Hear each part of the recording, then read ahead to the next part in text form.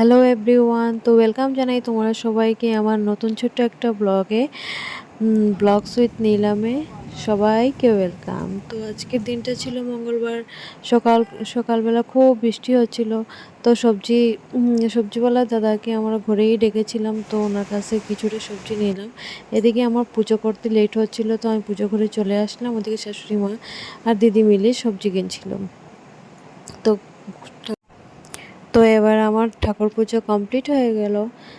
তো আমি যাব এখন কিচেন রুমে। আজকের মেনুতে ছিল রামাইশার আলুর কুচি কুচি করে ভাজা, সঙ্গে ছিল থুরের তরকারি, পটল পোস্ত, ডাল, কারকল ভাজা, তিতকুরেলা ভাজা, আর ছিল পিঠে। আমার মা পিঠে বানিয়ে পাঠিয়েছিল সকাল সকাল, তো ওটাই আমি খাচ্ছি এদিকে। তো আর একটা ঘ্যাটের সবজি ছিল, সব রকমের নিরামিষের সবজি মিলিয়ে। তো মঙ্গলবার দিন যেহেতু আমরা নিরামিষ খাই, তো অনেক রকমের রান্না হয়ে থাকে আমাদের। তো এটাই আমি করছি। তো বন্ধুরা, তো গাইস, আমার ভিডিওটাকে এনজয় করো।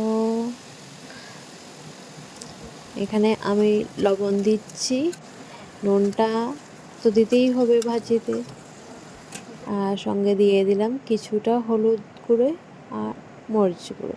তো এদিকে প্রেশার কুকারের একটু আমার দরকার ছিল, তো প্রেশার কুকারে যে ডালটা করেছিলাম ওটাকে আমি কনভার্ট করে দিয়েছি একটা হাঁড়ির মধ্যে।